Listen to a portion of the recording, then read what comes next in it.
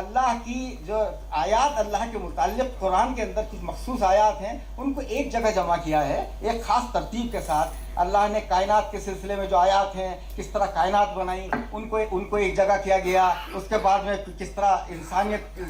زمین پر بائیولوجی پیدا کی وہ سب چیزیں آئی ہیں. اور اس میں یہ خاص بات رکھی گئی ہے کہ جہاں جہاں ضرورت پڑی ہے, چونکہ اللہ نے دیکھیے قرآن کے اندر جیسا پہلے کہا گیا قرآن کے اندر کاسمولوجی بھری پڑی ہے.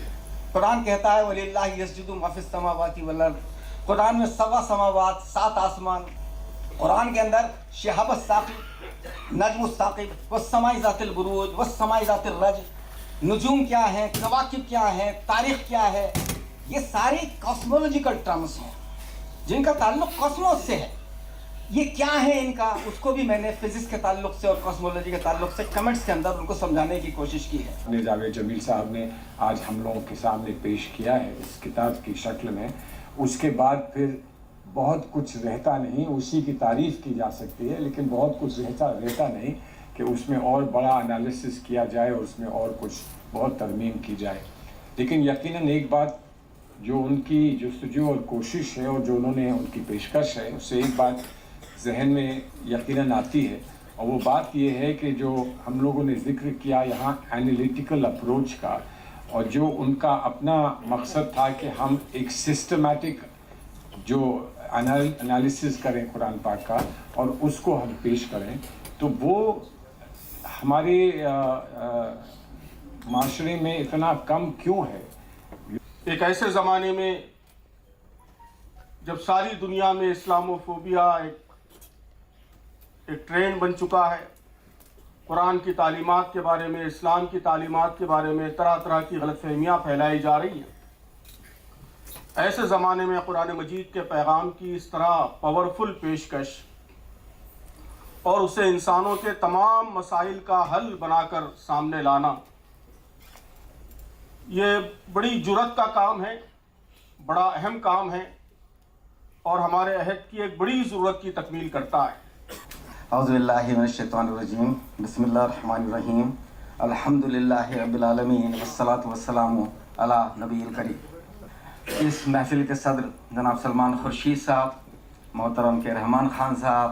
ایس وائی قریشی صاحب, سعادت اللہ حسین صاحب, ہمارے حسنین صاحب اور بھی دیگر شخصیات بہت یہاں پر موجود ہیں, مولانا فیصل رحمانی صاحب, بڑی تعداد میں لوگ موجود ہیں, سب کا نام لینا ممکن نہیں ہے. تو مجھے بڑی خوشی ہے کہ آپ سب حضرات تشریف لائے, اور یہ ایک موقع ایسا آیا ہے کہ بھائی جس میں اس کتاب کا تھوڑا سا تعارف پیش کرنا چاہتا ہوں. بسم اللہ الرحمن الرحیم. الف لام را کتاب انزلناہ الیک لتخرج الناس من الظلمات الی النور. اللہ فرما رہا ہے کہ یہ کتاب وہ ہے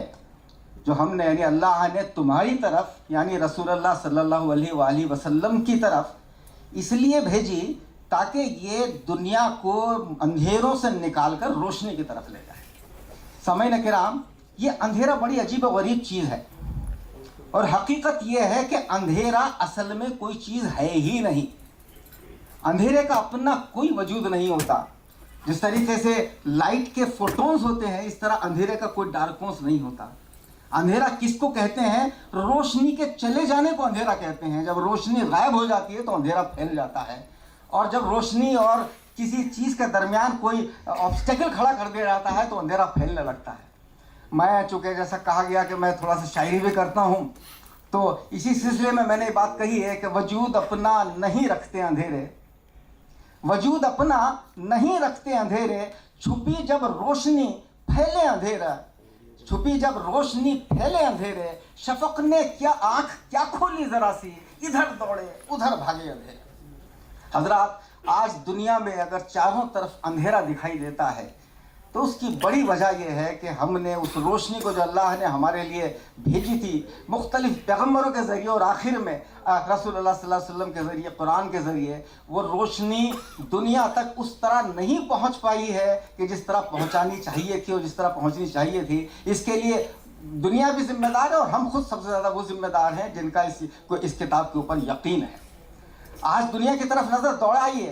کہ ہر طرف اندھیرا ہی اندھیرا ہے، ظلم کا اندھیرا، زیادتی کا اندھیرا، چاروں طرف کس قسم کے قتل و غارت گری چاروں طرف چل رہی ہے، اس کا مظاہرہ آپ روز صبح شام کر رہے ہیں۔ یہ تو دنیا ایک دوسرے سے لڑ رہی ہے۔ پچھلے 150 سال کے اندر اس قسم کی جنگوں کے اندر 20 کروڑ لوگ ہلاک ہو چکے ہیں۔ ہر طرف کہنے کو یہ سویلائز ورلڈ ہے، لیکن دیکھا جائے، اگر غور کیا جائے اس وائلنس کے اوپر جو اس 150 سال کے اندر ہوا ہے، اور اس بے رحم روی اور پوری جو ساری انسانیت کو جس طریقے سے ختم کیا جا رہا ہے، تو مجھے یہ کہنے میں کوئی وہ نہیں ہے کہ یہ باربرک ایک سویلائزیشن ہے۔ آج جسے ہم کہتے ہیں ماڈرن دنیا، اگر کوئی یہ سمجھتا ہے کہ یہ سائنس کی دنیا ہے تو یہ بات بہت حد تک ٹھیک نہیں ہے۔ اگر کوئی یہ سمجھتا ہے کہ ایتھکس کی یا ظاہر ہے ریلیجن کی دنیا ہے تو ظاہر ہے یہ بات بالکل ٹھیک نہیں ہے۔ اگر یہ دنیا ہے تو صرف اکنامکس کی دنیا ہے۔ یہاں پر اگر کوئی چیز کا غلبہ ہے تو اکنامکس کا غلبہ ہے، اور اکنامکس میں خاص طور پر جو پوری کارپوریٹ کی بازار کی طاقتیں ہیں ان کا غلبہ ہے۔ پچھلے 150-200 سالوں کے اندر انہوں نے پوری دنیا کے اندر ایک ایسا نظام پیش کیا ہے کہ جس میں اس نے انسان کو صرف ایک بکنے والی چیز کے اندر تبدیل کر دیا ہے۔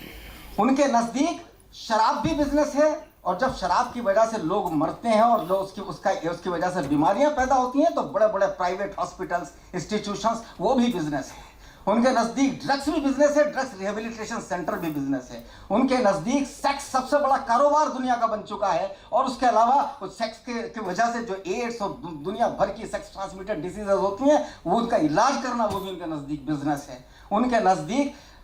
پہلے وہ پرابلم پیدا کرتے ہیں، اور پرابلم کے جو پیدا کرنے والی چیزیں ہیں ان کو کمرشلائز کرتے ہیں، اور اس کے بعد میں پھر اس کا سولوشن جو ان کو سوٹ کرتا ہے، ایسا سولوشن جو خود بازار کو سوٹ کرتا ہے، اس کو وہ آگے پیش کرتے ہیں۔ تو اس قسم کے جہان میں ہم رہ رہے ہیں، اور اس قسم کی دنیا کے اندر قرآن پاک کا جو رول ہونا چاہیے وہ افسوس یہ ہے کہ ہم لوگ اس کو پوری طرح سامنے نہیں لا سکتے۔ میں چند سلائیڈیں آپ کے سامنے پیش کرنا چاہتا ہوں۔ Quran is not an ordinary work of an ordinary mortal, but a singular, supreme and majestic work of a singular, supreme and majestic author, God, the creator and the Lord of the multi-world. Quran itself categorically declares that it is for all times to come, for all parts of the world, and for all future human generations. Quran is a comprehensive work with a unique and unparalleled prescription for a holistic system. It includes the articles of faith, law, various systems related to organized living in the world, morality and history, with the twin aims of success in this life and the hereafter. When it comes to law, it points towards the laws of nature that govern the universe and its various constituents, both physical as well as biological, and lays down the principles of the holistic constitution for the mankind. Quran points to the functioning of the universe, every component of which, even if unconscious, due to its inherent nature, instead of free will, precisely follows the laws of nature, created and enforced by God. Then it tells humans endowed with free will to consciously commit themselves to Him individually and collectively for ensuring peace and harmony in the world.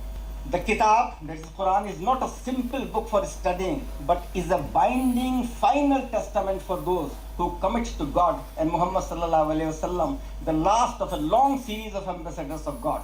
The foremost aim of the final testament is to ensure the survival of human life with high standards of healthiness and peaceful coexistence of the human beings as individuals, parts of families, and members of society. And of course, it guarantees a highly successful life in the hereafter for those who follow it with total commitment. It has another unique quality. It beautifully captures the changing mood, the reactions and the repercussions which mark the evolving stages of Islamic revolution in the lifetime of the final ambassador, Prophet Muhammad sallallahu alaihi wasallam. اب میں آپ کو اس کے contents کی طرف اشارہ کرنا چاہتا ہوں کہ اس میں مینلی اس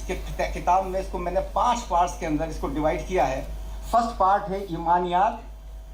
جس میں فرسٹ آتا ہے کہ دا سپریم بینگ، اللہ کا تصور قرآن میں کیا ہے۔ اس سلسلے میں تقریباً 3-4 صفحات کا ایک مضمون ہے پہلے کہ اسلام کس طریقے سے قرآن تصور رکھتا ہے، اور اس کے بعد میں اللہ کی جو آیات اللہ کے متعلق قرآن کے اندر کچھ مخصوص آیات ہیں ان کو ایک جگہ جمع کیا ہے ایک خاص ترتیب کے ساتھ. اللہ نے کائنات کے سلسلے میں جو آیات ہیں کس طرح کائنات بنائی ان کو ایک جگہ کیا گیا. اس کے بعد میں کس طرح انسانیت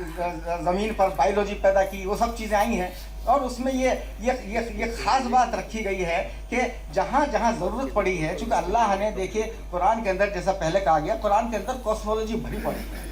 قرآن کہتا ہے وَلِلَّهِ يَسْجُدُ مَا فِي السَّمَاوَاتِ وَالْأَرْضِ. قرآن میں 7 سماوات 7 آسمان. قرآن کے اندر شہاب الثاقب نجم الثاقب والسماء ذات البروج والسماء ذات الرج, نجوم کیا ہیں, کواکب کیا ہیں, تاریخ کیا ہے, یہ ساری کاسمولوجیکل ٹرمز ہیں جن کا تعلق کاسموس سے ہے. یہ کیا ہے ان کا, اس کو بھی میں نے فزکس کے تعلق سے اور کاسمولوجی کے تعلق سے کمنٹس کے اندر ان کو سمجھانے کی کوشش کی ہے. پورا میں نے اینتھروپک پرنسپل کا بھی ایک تھیوریٹیکل فزکس کے اندر ایک چیز آتی ہے اینتھروپک پرنسپل, یعنی چونکہ سائنس والوں نے فزکس والوں نے ایک باقاعدہ اسی ذہنیت کے تحت جو میں پہلے بیان کر چکا ہوں کہ مارکیٹ فورسز نے 1930 کے آس پاس میں یہ فیصلہ کیا تھا فزکس کے ایک پوری بہت بڑی سمٹ ہوئی تھی کہ ہم جب یونیورس کے کریشن کی بات کریں گے تو ہم گاڈ کو باہر رکھ کر اس کی بات کریں گے. یہ طے کیا گیا تھا باقاعدہ, اور اسی وجہ سے باقاعدہ اسٹیفن ہاکنگ جیسے لوگوں کو بہت بڑی اہمیت حاصل ہو گئی کہ چونکہ وہ گاڈ کے وجود کے بغیر اس کائنات کے تصور کی بات کرنی شروع کی. تو اسی میں ایک چیز آتی ہے کہ اینتھروپک پرنسپل, یعنی انسان آخر کیوں پیدا ہو گیا. ان کے نزدیک تو یہ ہے کہ پیدا ہو گیا,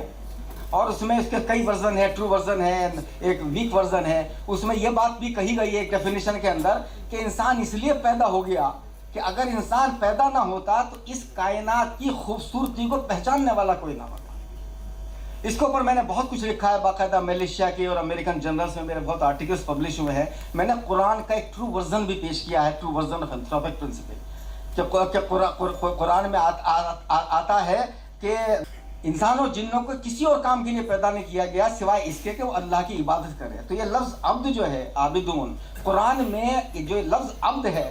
یہ باقی کائنات کے لیے استعمال نہیں ہوتا. باقی کائنات کے لیے وَلِلَّهِ يَسْجُدُ یعنی سجدے کا لفظ بھی آیا ہے, تسبیح کا لفظ بھی آیا ہے,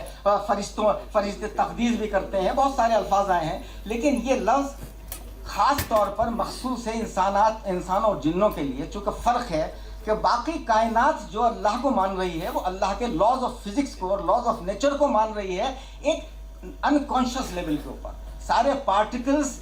نیوکلیس کے چاروں طرف گھوم رہے ہیں, سارے الیکٹرانس, پوری جو ہے زمین سورج کے چاروں طرف گھوم رہی ہے, سورج گیلیکسی کے اندر گھوم رہا ہے, یہ ساری چیزیں ہو رہی ہیں. تو اس کے پیچھے ایک لاز آف نیچر جو اللہ نے فزکس کے لاز بنائے اس کو فالو کر رہا ہے. وہ ان کے بس میں یہ بات نہیں ہے کہ وہ اس کو نہ فالو کرے. لیکن اللہ نے انسان کو جب بنایا تو انسان کو یہ حق دیا کہ اگر وہ چاہے تو اللہ کو, نعوذ باللہ لوگ اللہ کو برا بھلا بھی کہتے ہیں, اللہ سے انکار بھی کرے, لیکن اس کے باوجود اگر وہ پھر اللہ کو مانتا ہے, اللہ کی اطاعت کرتا ہے تو وہ ابدیت حاصل کر لیتا ہے. اور اسی وجہ سے اسے اشرف المخلوق کہا گیا کہ وہ اگر اللہ کو مان رہا ہے تو وہ اپنے ارادتاً کانشیسلی, اس کو یہ حق تھا, اس کو یہ حق دیا تھا کہ وہ چاہے تو نہ مانے, لیکن اس نے اس کے باوجود اللہ کو ماننا قبول کیا اور اللہ کی اطاعت کی, اس لیے اس کا مقام بلند ترین ہو گیا. اس لیے انسان جو ہے, انسان کو پرپس جو کریشن آف ہیومن بینگ تھا, پہلی بات تو یہ کہ اللہ کے نے ایک باقاعدہ ایک ڈیزائن وے میں, یہ نہیں کہ جیسا آج کل سائنٹسٹ ثابت کرنے کی کوشش کرتے ہیں کہ سب کچھ خود ہو گیا. It was a result of coincidences, numerous coincidences کے الٹیمیٹلی زمین بن گئی اور پھر الٹیمیٹلی انسان بن گیا. اس سے زیادہ نان سینس کانسیپٹ کوئی نہیں ہو سکتا کہ اتنی بڑی کائنات اور اتنا بڑا جس کے تمام دنیا بھر کے لاز اور جس کے اندر وہ ہے کہ دنیا میں, اور اگر ان کی مانیں تو اس کا نتیجہ نکلتا ہے کہ دنیا میں سب سے پہلے فزکس اور میتھمیٹکس آیا, لیکن کوئی دور دور تک ایسا نہیں تھا جو فزکس کو جانتا ہو.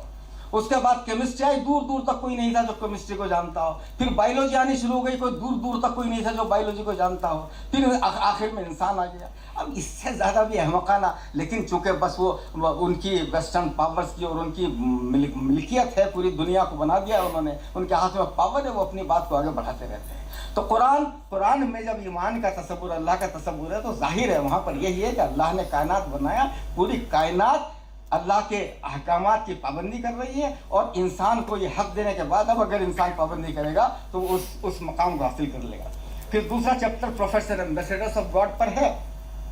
کہ اللہ نے کس مقصد سے رسولوں کو بھیجا ہے اور ان کا مقصد اصل کیا تھا، کیسے آیا، انہوں نے اللہ کا پیغام کو دنیا تک جوں کا توں پہنچایا ہے، اپنی زندگی میں اس کو کر دکھایا ہے۔ پھر فائنل ٹیسٹمنٹ فرام گاڈ، القرآن کے بارے میں ایک پورا چیپٹر ہے اور کتابوں کا ایک جنرل تذکرہ ہے جو اللہ کی طرف سے آئی۔ پھر قیامت، اس کے بعد فرشتے، اور پھر قدر تقدیر، جو ایمان کے جو ارکان مانے جاتے ہیں وہ سارے اس میں ڈسکس ہیں، اور اس میں ہر جگہ اس سے ریلیٹڈ آیات ہیں، ان کا جہاں پر ضروری سمجھا ان کی تشریح کی گئی ہے۔ اس میں شکر اللہ نے انسان کو بنانے کے بارے میں بھی ایمبریولوجی بھی خوب آئی ہے۔ اللہ نے پورا یہ بھی بتایا کہ کس طریقے سے پورا گیس کا سرکولیشن دنیا میں ہو رہا ہے، فوڈ سرکولیشن کیسے ہو رہا ہے، کس طریقے سے پرندے اڑتے ہیں، اس کی طرف بھی اشارے ہیں، کس زمین چھت کی طرح کام کر رہی ہے، تو وہ بھی میں نے پورا سمجھایا کہ آسمان چھت کی طرح کیسے کام کرتی ہے۔ اس کے بعد میں اگلا آتا ہے فلسفی کا چیپٹر، تو فلسفی آف ریلیشن شپ۔ تو میں نے اس بات کے اوپر زور دیا ہے کہ الٹیمیٹلی قرآن فلسفی اور ریلیشن شپ کی طرف اشارہ کرتا ہے۔ اللہ کی کائنات کے ساتھ کیا ریلیشن شپ ہے، کائنات کی اللہ کے ساتھ کیا ریلیشن شپ ہے، کائنات کے کمپوننٹس کی آپس میں کیا ریلیشن شپ ہے، کائنات کے کمپوننٹس کی آدمیوں کے ساتھ کیا ریلیشن شپ ہے، آدمیوں کی اللہ سے کیا ریلیشن شپ ہے، اور آدمیوں کی آپس میں کیا ریلیشن شپ ہے، ان سب کی طرف قرآن اشارہ بھی کرتا ہے اور سمجھاتا بھی ہے کہ وہ ریلیشن شپ جہاں پر اختیار ہے تو وہ ریلیشن شپ کس قسم کی ہونی چاہیے۔ پھر میں نے یہ بھی بتایا کہ شرک اور مونوتھیزم اور پولیتھیزم کے درمیان جو فرق ہے، life of the world and here after کی فلسفی قرآن میں ہے۔ پھر قرآن کیا کہتا ہے دیگر مذاہب، جوڈیزم اور کرسچینٹی کے بارے میں، پریسٹہوڈ اور رہبانیت کے بارے میں کیا کہتا ہے، انسان کی زندگی کے مقصد کیا ہے، اس کے ایمز اور نیچر کیا ہے، اس کے بارے میں قرآن کیا کہتا ہے، اس کے بارے میں نے وہ ساری آیات تقریباً اکٹھا کرنے کی کوشش کی ہے۔ اس کے بعد تھرڈ ہے کانسٹیٹیوشن۔ کانسٹیٹیوشن میں یہ بات غور کرنے کی ہے کہ اگر آپ دنیا کے آج کے کانسٹیٹیوشنس پر نظر دوڑائیں ہیں تو زیادہ تر خاص طور پر جو ایڈوانس کنٹریز ہیں سو کالڈ، وہاں پر فنڈامنٹل رائٹس پر زیادہ زور دیا جاتا ہے، بہت زور ہیومن رائٹس کی بات بہت کی جاتی ہے، تھوڑا بہت کہیں ذکر ہوتا ہے فنڈامنٹل ڈیوٹیز کا، اور ایک تیسرا کمپوننٹ ہے جو سرے سے غائب ہے جسے فنڈامنٹل پروہیبیشنز کہتے ہیں۔ تو 2 ڈائمینشنل سسٹم ہے with 1 dimension extremely strong and another dimension weak. But اسلام کی خوبی یہ ہے کہ it presents a 3 dimensional constitution which gives equal importance to fundamental rights, fundamental duties and fundamental prohibitions. آپ کیا کر سکتے ہیں، کیا اختیار ہے آپ کو کرنا، کیا آپ کو نہیں کرنا چاہیے، نہیں کر سکتے ہیں، اور کیا آپ کے اوپر فرض ہے۔ یہ 3 چیزیں آدمی کی زندگی میں ہونا ضروری ہے، اور اللہ نے اس کی طرف پورا اشارہ قرآن کے اندر کر دیا ہے۔ تو میں نے اس کو الگ الگ بانٹا ہے۔ فنڈامنٹل ڈیوٹیز میں ظاہر ایمان ہے، پھر صلاح، نماز ہے، زکوٰۃ ہے، اس کے بعد میں پھر حج ہے، جہاد ہے، انصاف کے تقاضے ہیں، دعوت ہے، پھر to learn, research and teach, اس کو میں نے بہت امپورٹنس دی ہے، چونکہ الٹیمیٹلی قرآن تو بار بار اس بات کو کہہ رہا ہے کہ آپ پڑھیے، قرآن اشارے کر رہا ہے، آپ قرآن کی آیات پر غور، اگر قرآن کہہ رہا ہے کہ ہر چیز اللہ کو سجدہ کرتی ہے تو سوال یہ بھی تو اٹھتا ہے کہ میں چاند کس طرح سجدہ کر رہا ہے، یا سورج کس طرح سجدہ کر رہا ہے، اللہ کو کس طرح تسبیح ہو رہی ہے، تو اس کی فزکس اگر سمجھ لے گا کوئی، میں نے اس کی فزکس کو ایکسپلین کیا ہے تو وہ بات بہت آسانی سے سمجھ میں آ جائے گی، ورنہ آدمی سوچتا رہ جائے گا کہ یہ چیزیں کیسے سجدہ کر رہی ہیں بھائی۔ تو یہ ساری چیزیں ہیں۔ اس کے بعد میں فنڈامنٹل ان میں جو نماز ہے اس کا جب تذکرہ ہے تو میں نے اس کے سائنٹیفک فیکٹس کو بھی بیان کیا ہے۔ میرا جو اسلام کا اصل میں سفر بھی ہے، اسلام سے جو محبت کا سفر بچپن سے تھا، لیکن خاص طور پر جو یہ میں تحریری اور تحقیق کے میدان میں آیا، وہ اس کا ایک شروعات ہوئی جب میں میڈیکل کالج میں MBBS سیکنڈ ایئر کا طالب علم تھا، king George's medical college Lucknow کے اندر۔ تو اس وقت برین کی انیٹمی پڑھائی جا رہی تھی کہ اچانک ایک چیز میرے سامنے آئی کہ برین میں ایک جگہ ہوتی ہے پوسٹ سینٹرل گائرس، جو پورے باڈی کے سینسری سسٹم کو کنٹرول کرتا ہے۔ جب وہ پڑھایا جا رہا تھا تو اس میں باقاعدہ جو آرگنس ہے باڈی کے، ان کا ایک سیکوینس تھا اوپر سے نیچے تک، کہ کون سا آرگن کہاں، کس آرگن کو کنٹرول کرنے والا حصہ کہاں ہے۔ اور جب میں نے اس کو غور سے دیکھا تو میں ایک دم ہکا بکا رہ گیا کہ یہ ایگزیکٹلی وہ سیکوینس تھا جو ہم وضو کے اندر فالو کرتے ہیں۔ سب سے پہلے ہونٹ، اندر کے حصے، پھر ناک، پھر یہ حصہ، پھر یہ حصہ، پھر یہ حصہ، پھر یہ حصہ، یہ حصہ، یہ حصہ، یہ حصہ، پھر سر، اس کے بعد آخر میں پیر۔ اس کے بعد میں اسی وقت میرا یہ پہلا آرٹیکل 1978 کے اندر، میری عمر صرف 19 سال تھی اس وقت، وہ پہلا آرٹیکل انیٹمیکل انالیسس آف وضو میرا پہلے یہاں ریڈینس میں پبلش ہوا، پھر لندن سے امپیکٹ میں پبلش ہوا، پھر کویت ٹائمز نے بھی پبلش کیا۔ اس کے اگلے سال پھر ایک عجیب و غریب بات ہو گئی اسی طرح کہ ہمارے یہاں ایک چیپٹر پڑھایا جاتا تھا ایک میڈیکل میں کہ آدمی کی پوزیشن کو دیکھ کر ہم اندازہ لگا سکتے ہیں کہ اس کو کیا بیماری ہو سکتی ہے۔ ایک اندازہ ہو سکتا ہے، کوئی اس طرح بیٹھا ہے، کوئی خاص اس میں بیٹھا ہے۔ تو اس میں تقریباً 15-16 پوزیشنز گنوائی جاتی تھی، جس میں سے ایک پوزیشن کا نام تھا مومڈنس پریئر پوزیشن،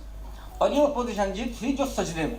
اور اس میں بتایا گیا کہ یہ اس پوزیشن میں پینکریاٹائٹس، ہارٹ کی بہت ساری بیماریاں، کارڈیومیگلی وغیرہ، اور اسپرین کی بہت ساری بیماریاں، وہ بیماریاں جب ہوتی ہیں تو آدمی اپنے آپ کو اس کنڈیشن میں رکھتا ہے، سجدے کسی کنڈیشن میں، اس میں اسے آرام محسوس کرتا ہے۔ تو میں نے ایک دم بھیج چونکا میں،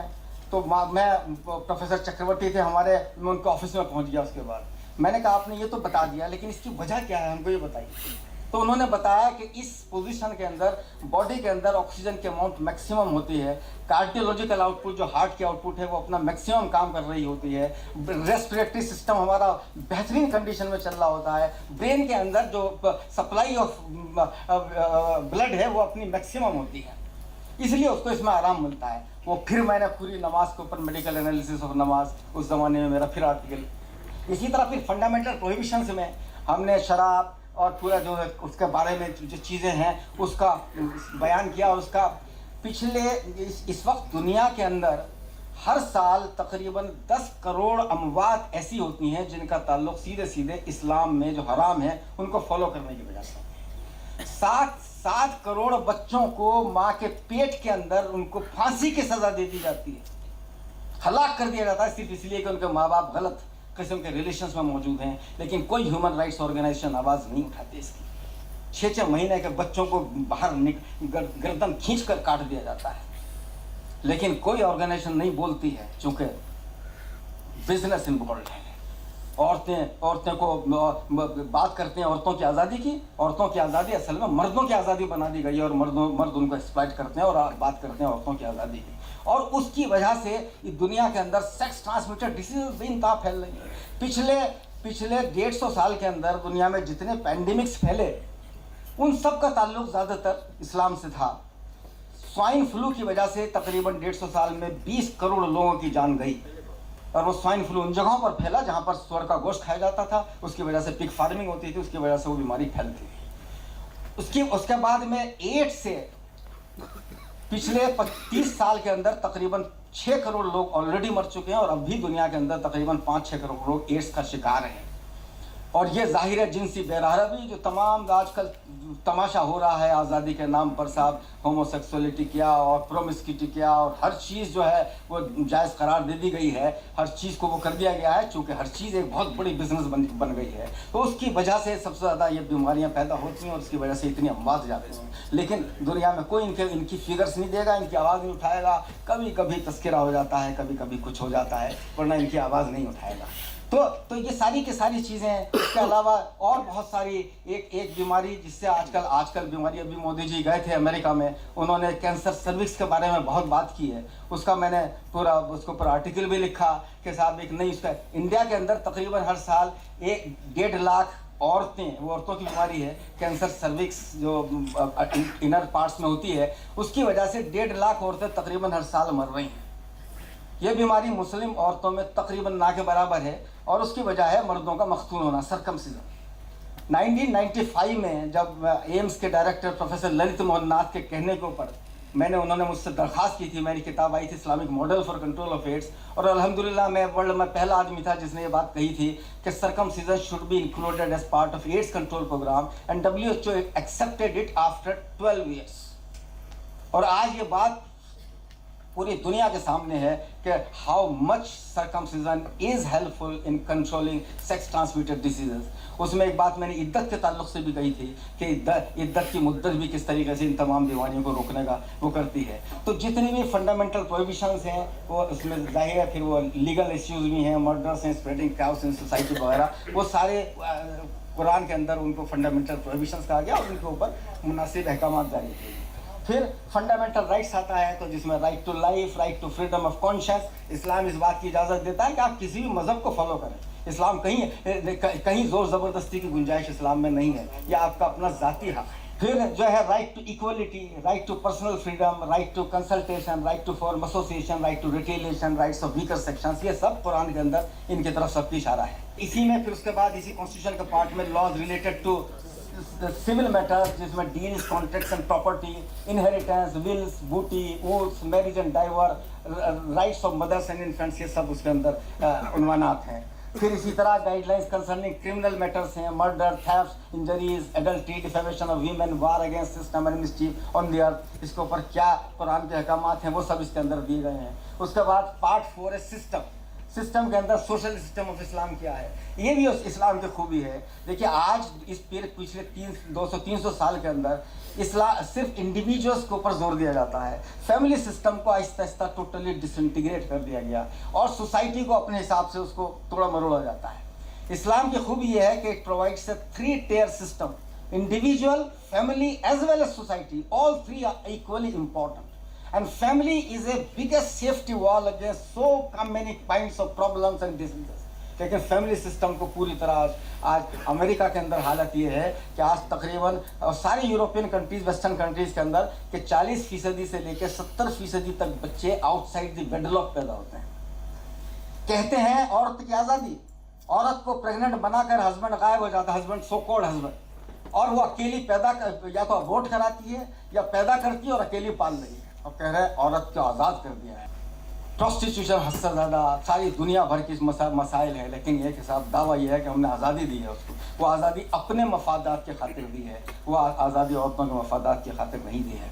तो पूरा उसके बाद में फिर हेल्थ प्रोटेक्टिव सोशल सिस्टम, जैसे मैंने कहा कि इस्लाम टोटली हेल्थ प्रोटेक्टिव सिस्टम है। आज जो मार्केट फोर्सेस हैं वो इकोनॉमिक्स प्रोटेक्टिव हैं, वो बिजनेस को प्रोटेक्ट करती हैं, लेकिन इस्लाम में हर चीज़ हेल्थ को प्रोटेक्ट करने के लिए है। चाहे वो इस्लाम में जो फ़राइज़ हैं वो भी कहीं ना कहीं डायरेक्ट, इनडायरेक्ट या डायरेक्ट, फास्ट रोज़े के बारे में ये बात बाकायदा साबित हो चुकी है कि रोज़ा और बहुत सारे फ़ायदों के साथ साथ कैंसर प्रिवेंटिव है। कुछ साल पहले एक शख्स को जिसको नोबेल प्राइज़ मिला है, उसकी रिसर्च इस बात पर है कि फास्टिंग का जो कैंसर प्रोटेक्टिव इफेक्ट्स वो कितने ज़्यादा हैं।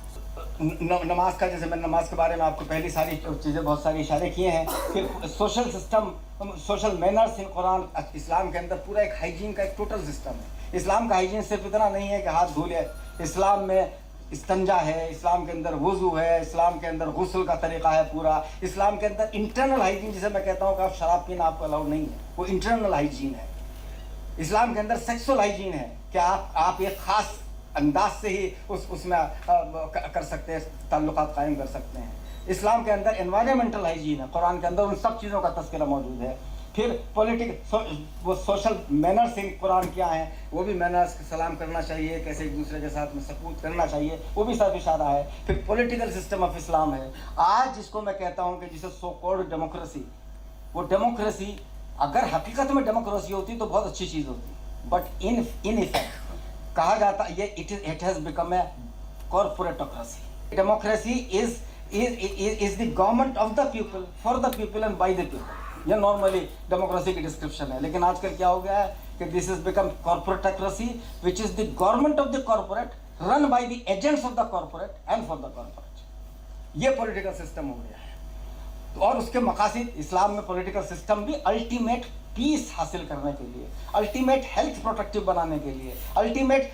क्राइम्स को ख़त्म करने के लिए वो सिस्टम क्रिएट किया गया है। फिर इकोनॉमिक सिस्टम ऑफ इस्लाम है, वो इकोनॉमिक सिस्टम कि इस्लाम उस कॉर्पोरेटाइजेशन के खिलाफ नहीं है बुनियादी तौर पर, लेकिन उसकी एक हदूद है। अगर कॉर्पोरेटाइजेशन उन हदूद को पार करता है, अगर वो हराम कारियों का बिजनेस करता है तो जाहिर है इस्लाम उसको अलाउ नहीं करेगा। या अगर एक बियॉन्ड दी रेंज अगर होगा तो जाहिर उसके ऊपर ज़कात का और उश्र का निज़ाम है। अफसोस की बात यह है कि इस दौर में आमतौर पर बात सिर्फ ज़कात की जाती है, लेकिन उश्र और खुम्स की बात कोई नहीं करता। मैंने उस तरफ भी इशारा किया है कि सिर्फ ज़कात ही नहीं बल्कि उश्र और खुम्स भी जो है पूरे, और उसकी तरफ इशारा है कि किस तरीके से इस्लाम में अगर देखा जाए, ज़कात के ऊपर गौर किया जाए तो ज़कात जो है इस्लाम में ना इनकम टैक्स होना चाहिए ना सेल्स टैक्स होना चाहिए। इस्लाम के एतबार से अगर हम गौर करेंगे तो नतीजा ये निकलेगा कि जो है वेल्थ टैक्स जो है वो बहुत इंपॉर्टेंट चीज़ है, वो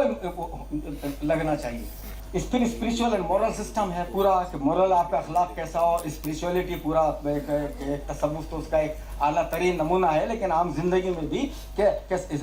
جب ہیلتھ کی ڈیفینیشن پہلے کہی جاتی تھی، health is a state of complete physical mental and social well being, بعد میں اس میں اسپریچول ویل بینگ بڑھایا گیا ہے، اور میں نے الحمدللہ اس میں میرا ایک ہاتھ تھا، چونکہ میں نے بہت سارا آرٹیکلس 1980s میں اس طرف لکھے تھے، تو لیکن ابھی بھی جو ورلڈ WHO کی ڈیفینیشنز ہیں ان میں clarity between mental and spiritual well being نہیں ہے۔ میں نے اس کو ڈیفائن کرنے کی کوشش کی ہے کہ مینٹل ویل بینگ تو یہ ہے کہ آدمی کوئی مینٹل سے پرابلم ویسی نہ ہو، زیادہ نیند کی پرابلم نہ ہو، ٹینشن نہ ہو، لیکن اسپریچول ویل بینگ کا مطلب یہ ہے کہ آدمی کے اندر یہ طاقت ہو کہ وہ اچھے اور برے کی پہچان کر سکے، آدمی کے اندر یہ طاقت ہو کہ وہ غریب کی مدد کے لیے کھڑا ہو سکے، آدمی کے اندر یہ طاقت ہو کہ وہ برائی کے خلاف لڑ سکے، آدمی کے اندر یہ طاقت ہو کہ وہ اپنے اندر جو اس کے اندر غلط خیالات آتے ہیں ان کو روک سکے۔ تو اسپریچولیٹی ایک الگ، اسپریچول ہیلتھ کا مطلب ایک الگ چیز ہے۔ اور اس کے بعد میں پارٹ 5 جو لاسٹ پارٹ ہے اس کو میں نے عنوان دیا ہے confrontation between right and wrong, حق و باطل کے درمیان تصادم۔ اس میں حضرت آدم علیہ السلام سے لے کے رسول اللہ صلی اللہ علیہ وسلم تک کی کہانی ایک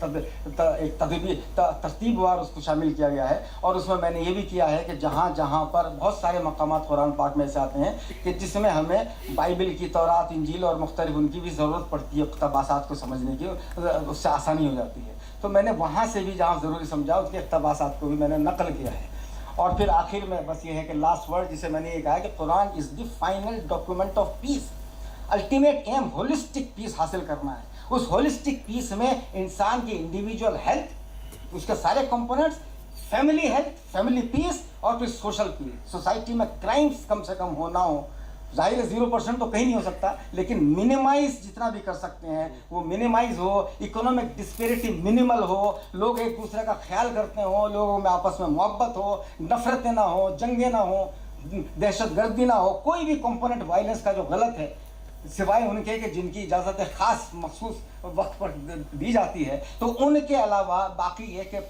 ٹوٹل پیس۔ اور اس کی خوبی یہ ہے کہ اگر اسلام کے اوپر پوری طرح عمل ہوگا تو انشاءاللہ اس دنیا میں بھی پیس حاصل ہوگی، اور ظاہر ہے آخرت میں بھی اس کو پیس حاصل ہوگی۔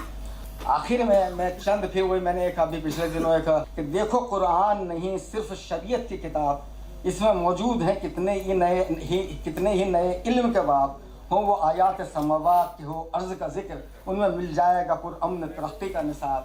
یاد رکھنا کہ نہیں چھوڑنی راہ توحید، اور محمد کے طریقے سے ہی رکھنا امید صلی اللہ علیہ وآلہ وسلم۔ منتظر تم ہو جو مہدی کے تو کچھ حرج نہیں، سہل الفاظ میں سمجھا دی ہر کام کی بات، ایک امید کے ساتھ آیا ہے سامان نجات۔ یاد کر ڈالو سبق اور عمل تیز کرو، پاس ہے صبح بہت جلد گزر جائے گی رات، سب جسے کر نہ سکو کوئی طور نہیں، عزم محکم ہو تو منزل کا قدم دور نہیں۔ محترم حضرات، انہی الفاظ کے ساتھ میں آپ سے بس یہ گزارش کروں گا کہ آپ میں سے جو بھی حضرات چاہیں اس کتاب کو ضرور پڑھیں، خریدیں، اور جو بھی میں نے یہاں پر بھی اس کو ہم کرا رہے ہیں کم کنسیشن ریٹس پر، اور چونکہ اس میں آپ کو انشاءاللہ آپ کو محسوس ہوگا کہ آپ ایک نئی چیزیں بہت پڑھنے کو ملیں گی۔ اور میرے لیے خاص طور پر دعا کیجیے کہ اللہ تعالیٰ اگر مجھ سے کچھ اس میں غلطی ہو، ظاہر ہے میں انسان ہوں، یہ کتاب اللہ کی ہے، میں ایک انسان ہوں، اگر میں نے اس میں کچھ تفسیریں کی ہیں اس بات کے امکانات ہے کہ اس میں غلطیاں ہو گئی ہوں، اللہ مجھے اس کے لیے معاف کرے، اور آگے چل کر انشاءاللہ امید ہے کہ اس سے بھی بڑے کام میں نہیں اور لوگ کریں گے، جو ان تحقیقات کو جن کی طرف میں نے اشارہ کیا ان کو اور آگے بھی لے جانے کی ضرورت ہے، اور انشاءاللہ وہ ہوگی، اور ایسا وقت آئے گا انشاءاللہ کہ دنیا کے اندر وہ حقیقی نصاب ایک بار کم سے کم دیکھنے کو ضرور ملے گا جو اللہ تعالیٰ چاہتا ہے اس دنیا میں۔ وآخر دعوانا بسم اللہ الرحمن الرحیم، نحمدہ و نصلی علی رسولہ الکریم۔ محترم صدر اجلاس اور اس اہم کتاب کے فاضل مصنف ڈاکٹر جاوید جمیل صاحب، مہمانان خصوصی اور محترم سامعین، بھائیوں اور بہنوں، الحمدللہ یہ میرے لیے بڑی خوشی اور اعزاز کی بات ہے کہ اس باوقار تقریب میں جس میں ڈاکٹر جاوید جمیل صاحب کی ایک بڑی اہم اور گراں قدر تصنیف کا اجرا ہو رہا ہے، اس میں مجھے شرکت کی سعادت حاصل ہو رہی ہے۔ سب سے پہلے میں ڈاکٹر صاحب کی خدمت میں دل کی گہرائیوں سے مبارکباد پیش کرتا ہوں۔ وہ ہم سب کی جانب سے، ساری امت مسلمہ کی جانب سے خصوصی شکریہ کے مستحق ہیں کہ قرآن مجید کا بہت ہی خوبصورت اور جدید ذہن کو اپیل کرنے والا تعارف انہوں نے پیش کیا ہے۔ ایک ایسے زمانے میں جب ساری دنیا میں اسلاموفوبیا ایک ٹرینڈ بن چکا ہے، قرآن کی تعلیمات کے بارے میں، اسلام کی تعلیمات کے بارے میں طرح طرح کی غلط فہمیاں پھیلائی جا رہی ہیں، ایسے زمانے میں قرآن مجید کے پیغام کی اس طرح پاورفل پیشکش اور اسے انسانوں کے تمام مسائل کا حل بنا کر سامنے لانا، یہ بڑی جرأت کا کام ہے، بڑا اہم کام ہے، اور ہمارے عہد کی ایک بڑی ضرورت کی تکمیل کرتا ہے۔ تو اللہ تعالیٰ سے دعا ہے کہ اللہ تعالیٰ ڈاکٹر صاحب کو اس کام کا اجر عظیم عطا فرمائے، اور ہم سب کو یہ توفیق بخشے کہ ہم اس پیغام کو زیادہ سے زیادہ عام کر سکیں۔ میں نے اس کتاب کی 3 بڑی اہم خصوصیات نوٹ کی ہیں، اسی کا تذکرہ کرتے ہوئے اپنی بات ختم کرتا ہوں۔ سب سے پہلی خصوصیت میرے خیال میں قرآن کی تعلیمات کے فہم میں سائنس کا معتدل استعمال، very balanced application of science and scientific knowledge in the understanding of قرآن۔ گزشتہ صدی میں جب سائنس ایک بڑی قوت بن کر سامنے آئی تو قرآن اور سائنس کے حوالے سے کئی طرح کے اپروچز سامنے آئے۔ ایک طرف اپولوجیٹک اپروچ تھا کہ جنہوں نے سائنس کے تحت قرآن کو رکھ دیا، یعنی قرآن کو پیچھے رکھ دیا اور سائنس کی روشنی میں اس کو سمجھنے کی کوشش کی۔ طرح طرح کی تعویلات کہ فرشتوں کا مطلب وائرس ہے اور جن کا مطلب یہ ہے، یہ اپولوجیٹک اپروچ تھا۔ دوسرا اپروچ کہ زبردستی سائنسی حقائق کو قرآن میں تلاش کرنے کی کوشش، اس کے لیے بھی دور اسکار تعویلات، اور یہ کہنا کہ ہر سائنسی تحقیق پہلے سے قرآن میں موجود ہے، یہ بھی ایک طرح سے معذرت خواہی کا رویہ تھا، اپولوجیٹک ایٹیٹیوڈ تھا۔ ان دونوں سے گھبرا کر بعض لوگوں نے گویا سائنسی کا انکار کر دیا، یا یہ کہنا شروع کر دیا کہ سائنس کا استعمال ہی قرآن کے فہم میں درکار نہیں ہے، سائنس ایک مسلسل بدلنے والی چیز ہے، سائنسی تحقیقات بدلتی رہتی ہیں، تو اگر قرآن کے فہم کے لیے سائنس کو استعمال کیا جائے گا تو یہ ڈینجرس ہوگا، نقصان دہ ہوگا، پرخطر ہوگا۔ میں سمجھتا ہوں کہ یہ دونوں باتیں، دونوں رویے، یہ ایکسٹریم رویے ہیں، انتہا پسندانہ رویے ہیں۔ سائنس ایک علم ہے اور قرآن مجید خود فطرت کے مشاہدات کی طرف متوجہ کرتا ہے، جس طرح علم بلاغ کا، منطق کا، فلسفے کا، مختلف علوم کا ہمارے بزرگوں نے، مفسرین نے قرآن کے فہم کے لیے استعمال کیا، تو آج کوئی وجہ نہیں کہ سائنسی علوم کا بھی ہم قرآن کے فہم کے لیے استعمال نہ کریں۔ تو ڈاکٹر صاحب کی اس کتاب کی بڑی اچھی خصوصیت جو مجھے محسوس ہوئی کہ انہوں نے بہت ہی اعتدال کے ساتھ سائنسی حقائق کو قرآن کے فہم کے لیے، قرآن کی انڈرسٹینڈنگ کے لیے، قرآن کو سمجھنے کے لیے استعمال کیا ہے، اور قرآن کے اصولوں کی دلالت کے لیے، اس کو برحق ثابت کرنے کے لیے سائنسی اصولوں کا استعمال کیا ہے۔ تو یہ میں سمجھتا ہوں کہ پہلی بڑی اہم خصوصیت ہے۔ دوسری اہم خصوصیت وہ موجودہ سماج کے حوالے سے قرآن کا فہم، کہ قرآن مجید یہ قیامت تک انسانوں کے لیے رہنمائی ہے، اور قرآن مجید میں اللہ تعالیٰ نے فرمایا کہ لَقَدْ أَنزَلْنَا إِلَيْكُمْ كِتَابًا فِيهِ ذِكْرُكُمْ أَفَلَا تَعْقِلُونَ، کہ ہم نے تم پر ایک ایسی کتاب بھیجی ہے جس میں تمہارا ہی ذکر ہے۔ ایک صحابی رسول احنف بن قیس کے بارے میں آتا ہے کہ جب وہ اس آیت پہ پہنچے تو فوری پکار اٹھے کہ لاؤ قرآن، میں اس میں اپنا ذکر تلاش کرنا چاہتا ہوں۔ تو قرآن مجید کو سمجھنے کا ایک اپروچ تو یہ ہے کہ ہم یہ دیکھیں کہ یہ آیت کس زمانے میں نازل ہوئی، مکے میں نازل ہوئی، مدینے میں نازل ہوئی، کس واقعے کے جواب میں یہ آیت نازل ہوئی، اللہ کے نبی صلی اللہ علیہ وسلم کن حالات سے گزر رہے تھے، اس وقت یہ آیت نازل ہوئی۔ ظاہر ہے کہ قرآن کے فہم کے لیے یہ ضروری ہے، لیکن جب اسی تک ہماری ساری بحث محدود ہو جاتی ہے تو قرآن صرف ایک ہسٹوریکل نریٹو، ایک تاریخی بیانیہ بن کر رہ جاتا ہے، جبکہ قرآن مجید ہر زمانے کی رہنمائی کے لیے ہے، ہمارے زمانے کے مسائل کو حل کرنے کے لیے ہے۔ تو اصل اپروچ یہ ہونا چاہیے کہ ہم آج کے مسائل کے حوالے سے، آج کے ایشوز کے حوالے سے، آج کی ضرورتوں کے حوالے سے قرآن کی طرف رجوع کریں، اپنا ذکر قرآن میں تلاش کریں، اپنے سماج کا ذکر قرآن میں تلاش کریں، اپنے سماج کے مسائل کا حل قرآن میں تلاش کریں۔ ڈاکٹر صاحب کی اس پوری اسٹڈی کی اپروچ یہی ہے کہ انہوں نے ہمارے عہد کے بڑے بڑے مسائل کو پہلے لسٹ آؤٹ کیا ہے اور پھر ان مسائل کو بنیاد بنا کر قرآن کی طرف رجوع کیا ہے اور قرآن میں اس کا حل تلاش کرنے کی کوشش کی کہ ہمارے زمانے کے بڑے معاشی مسائل کیا ہیں، بڑے ہیلتھ ریلیٹڈ ایشوز کیا ہیں اور قرآن اس کا کیسے سولوشن دیتا ہے۔ تو یہ میں سمجھتا ہوں کہ دوسری بڑی خصوصیت ہے۔ اور تیسری بڑی خصوصیت جو میں نے نوٹ کی ہے وہ عصر حاضر کی جاہلیت کے حوالے سے قرآن کا فہم۔ قرآن یہ حق و باطل کی کشمکش میں رہنما کتاب ہے اور قرآن مجید میں آپ دیکھیں گے کہ جگہ جگہ جاہلیت پر، جاہلی افکار پر، باطل پر تنقید کی گئی ہے۔ اس زمانے کے جو غلط رویے ہیں ان غلط رویوں کو نشانہ بنایا گیا ہے، شرک پر تنقید کی گئی ہے، اہل کتاب کے غلط رویوں پر تنقید کی گئی ہے، غلط عقیدے، غلط نظریات، جاہلانہ رسوم، سماج میں جاری غلط پریکٹسز، ان سب کو قرآن نے نشانہ بنایا۔ تو یہ ضروری ہے کہ آج کی جو جاہلیت ہے، آج کے جو جاہلی افکار ہیں، نظریات ہیں، کسی بھی میدان کے ہوں، چاہے وہ اکنامکس سے ریلیٹڈ ہوں، سیاست سے ریلیٹڈ ہوں، فلسفے سے ریلیٹڈ ہوں، اس کو ہم قرآن کی کسوٹی پر پرکھیں اور قرآن ان کا کیا رد کرتا ہے، ان کا کیا جواب دیتا ہے، یہ تلاش کرنے کی کوشش کریں۔ ڈاکٹر صاحب نے اس کتاب میں یہی کوشش کی، انہوں نے ہمارے زمانے کی جاہلیت کو سمجھا ہے اور پھر قرآن مجید میں اس کا کس طریقے سے رد کیا ہے اس کو فائنڈ آؤٹ کرنے کی کوشش کی ہے۔ اس کے لیے بہت ہی دلچسپ اصطلاحات، میں سمجھتا ہوں کہ یہ بڑی خوبی ہے۔ سابقہ ایڈیشن میں میرا مختصر نوٹ جو ڈاکٹر صاحب نے شائع کیا ہے اپنی کتاب میں، اس میں بھی میں نے اس کا ذکر کیا تھا کہ کتاب اور ڈاکٹر صاحب کی اسلوب کی خاص طور پر ایک بڑی دلچسپ خصوصیت یہ ہے کہ انہوں نے بعض بہت ہی خوبصورت اصطلاحات وضع کی، ایسی اصطلاحات جس سے بات کو جدید ذہن آسانی سے سمجھ سکتا ہے۔ مثلا انہوں نے اس زمانے میں جو دنیا میں رائج افکار ہے اور نظام ہے اس کے لیے اس کو نام دیا ہے اکنامک فنڈامنٹلزم۔ وہ ہمیں ریلیجیس فنڈامنٹلسٹ کہتے ہیں، ڈاکٹر صاحب کہتے ہیں کہ اصل مسئلہ یہ نہیں ہے، یہ اکنامک فنڈامنٹلسٹ ہے، اور اکنامک فنڈامنٹلزم اس کے مقابلے میں قرآن مجید کیسے اس مسئلے کا مقابلہ کرتا ہے۔ Social crime, materialistic human rights, جو ہیومن رائٹس نے کہا کہ یہ مٹیریلسٹک ہیومن رائٹس، اور ابھی بات آ گئی فنڈامنٹل رائٹس، فنڈامنٹل ڈیوٹیز اور fundamental prohibitions. Holistic regime of hygiene,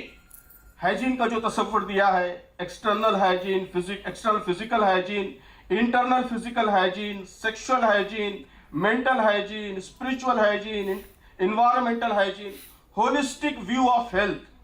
philosophy of relationships. تو یہ جو خوبصورت اصطلاحات ہیں اس سے تصورات بھی واضح ہوتے ہیں اور موجودہ افکار سے قرآن کی فکر کیسے مختلف ہے، اس کا ڈسٹنکشن کیا ہے، یہ ڈسٹنکشن بھی بڑی وضاحت کے ساتھ سامنے آتا ہے۔ تو بہرحال تفصیلات کا موقع نہیں ہے، بہت ساری باتیں کہی جا سکتی تھی، لیکن یہ چند باتیں جو ضروری سمجھی میں نے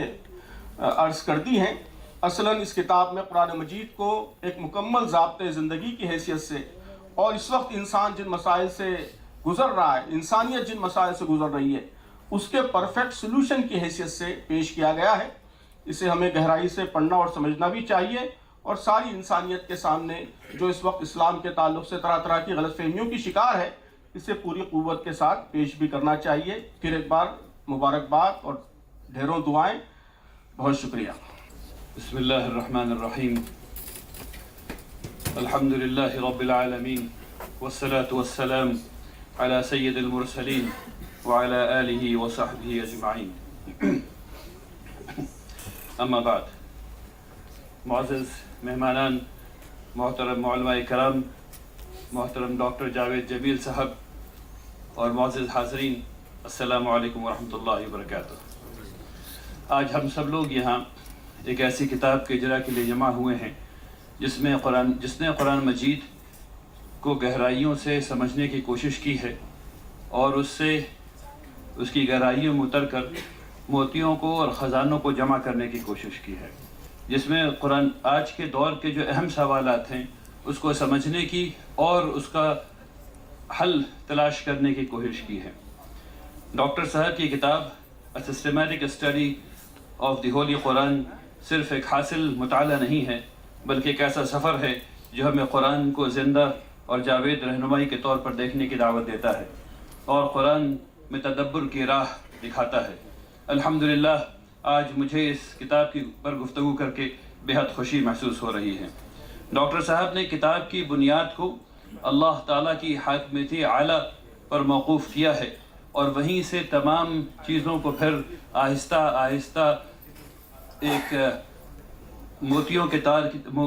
के माला की तरह उसको पिरोने की कोशिश की है। डॉक्टर साहब इस सफ़र का आगाज़ कुरान की बुनियादी हकीकत से करते हैं कि अल्लाह ताला ही कायनात का हकीकी मालिक है और हाकिम है। उनके अल्फाज में कायनात का गैर मुतज़लज़ल तवाज़ुन एक आला क़ुव्वत की जानिब इशारा करता है, जिसने सब कुछ तन्हा तख्लीक़ किया और फिर इस पर तन्हा हुक्मरानी कायम की। सूरत शूरा में इरशाद है, लहू मा फ़िस समावाति व मा फ़िल अर्द व हुवल अलीयुल अज़ीम, और जो कुछ आसमानों और ज़मीनों में है इसी का है, उसी का है, और वही बुज़ुर्ग और बरतर है, अज़ीम है। और सूरतुल अंबिया में से डॉक्टर साहब ने कुरान की आयत ली है, लौ कान फ़ीहिमा आलिहा इल्लल्लाह लफ़सदता,